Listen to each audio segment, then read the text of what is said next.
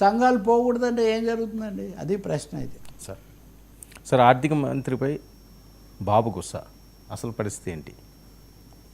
ఇది ఒక ముఖ్యమైన అంశం. అంటే ఇది కూడా ఒకలాంటిదే. అంటే ప్రభుత్వం మారినా కానీ పరిస్థితి మారలేదనే సమస్య లాంటిదే. ఆర్థిక మంత్రి పయ్యావుల కేశవ్ దగ్గర ముఖ్యమంత్రి చంద్రబాబు నాయుడు అసంతృప్తి వెళ్ళిపుచ్చారు. సరే, అప్పులు తేవటము, ఎప్పటికప్పుడు సర్దుబాటు చేయటం ఇదంతా ఒక ఎత్తు. పాత బకాయిలు కాంట్రాక్టర్ల బిల్లులు చెల్లించడంలో జరుగుతున్న జాప్యం, ఈ కాంట్రాక్టర్ల బిల్లులు చెల్లించడంలో జాప్యం జరుగుతుందనేది ఒకటైతే, చెల్లించింది కూడా జగన్ హయాంలో జరిగిన వాటికి చెల్లిస్తున్నారు.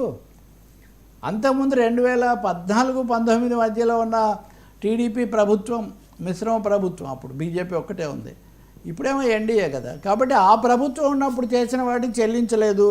దీని మీద కాంట్రాక్టర్లు చాలా అసంతృప్తిగా ఉన్నారు. అప్పుడేమో బాబు గారు చెప్పారని చేసామో, ఆ బిల్లులు రాలేదు. తర్వాత జగన్ వచ్చాడు, మా బిల్లులన్నీ పక్కన పెట్టాడు. ఇప్పుడు వీళ్ళు వచ్చారు, కానీ వీళ్ళు కూడా ఆ బిల్లులు ఇవ్వకుండా ఈ బిల్లులే ఇస్తున్నారని. దీనికి ఒక చిన్న బహుశా ఇంకొక కనెక్షన్ కూడా ఉండొచ్చు. మొన్న ఒక అధికారి 25 లక్షలు అప్పు తీసుకుంటూ ఏసీబీకి పట్టుబడ్డాడు కదా ఆంధ్రప్రదేశ్లో.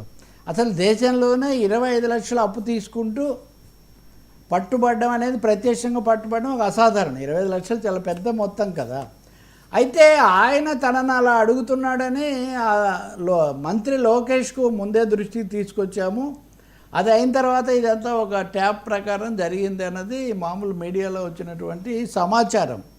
అతను కూడా ఈ విధంగానే గత ప్రభుత్వం తెలుగుదేశం హయాంలో తనకు రావాల్సిన బకాయి అడుగుతుంటే అవి ఇవ్వము, ఇవే ఇస్తాము అని ఆ అధికారి ఒత్తిడి చేశారు. కాబట్టి అతని అవినీతిని పట్టించాల్సి వచ్చిందని బహుశా చంద్రబాబు నాయుడు కూడా ఇదంతా దృష్టిలో పెట్టుకొని చెప్పినట్టుగా ఉన్నారు. మీరు ఇవన్నీ చక్కగా పూర్తి వివరాలన్నీ చూడాలి. మనల్ని నమ్ముకొని అంతకంటే 5 ఏళ్ల ముందు చేసిన వాళ్ళను మనం అన్యాయం చేయకూడదని పయ్యావుల కేశవ్కి ఆయన గట్టిగా చెప్పారు అని అంటున్నారు.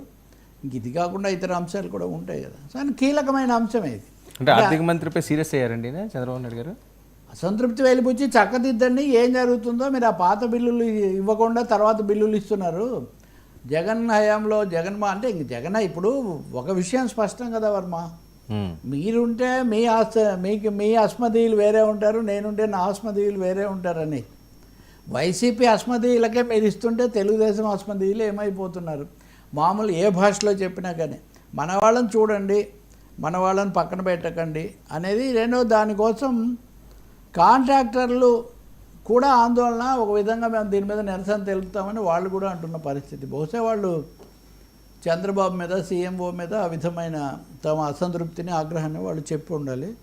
దాన్ని ఆయన సంబంధిత మంత్రికి కూడా చెప్పి చక్కదిద్దాలని చెప్తున్నారు. ఒకటైతే అసలు ఎవరు అధికారంలో ఉన్నా ప్రభుత్వం అనేది కొనసాగుతూ ఉండాలి. జగన్ ఉన్నా, చంద్రబాబు ఉన్నా, వైసీపీ, టీడీపీ ఎవరున్నా ఆ పరిస్థితి మారడం వల్లనే. ఇంకోటేమో డబ్బులు లేవు, చాలా ప్రకటనలు చేసి చాలా హంగామా మనం చేసిన డబ్బులు నిజంగా అందేసరికి చాలా తక్కువ. మీరు అదే కదా ఇప్పుడు పులివెందుల గురించి మాట్లాడాము. జగన్ పులివెందులకు ఎప్పుడు పోయినా కానీ మీడియాలో కొన్ని స్టోరీస్ వస్తాయి, చాలామంది వచ్చి కలుసుకున్నారు, దాదాపు ధర్నా చేశారు. ఎందుకని అంటే జగనే ముఖ్యమంత్రి అని అక్కడ చాలామంది కాంట్రాక్టర్లు చాలా పనులు చేశారు, వాళ్ళ బిల్లులు రాలేదు.